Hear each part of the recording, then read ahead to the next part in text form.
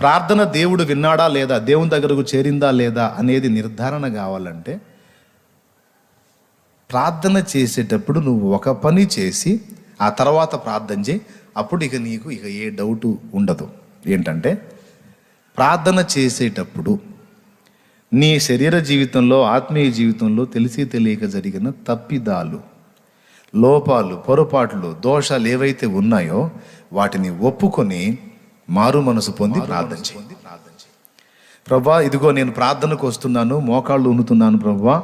ఇదిగో నా నోటి మాటల్లో కానీ, నా క్రియల్లో కానీ, నా చూపుల్లో కానీ, నా తలంపుల్లో కానీ, నా ఆలోచనలో కానీ, నా ప్రవర్తనలో కానీ, తెలిసి కానీ తెలియక కానీ నేను చేసిన సమస్త దోషములు దయచేసి క్షమించి శుద్ధీకరించు. ఒప్పుకుంటున్నానయ్యా, నేను మంచోడిని, మంచిదానని నీ ముందు చెప్పలేను. ఎన్నో కొన్ని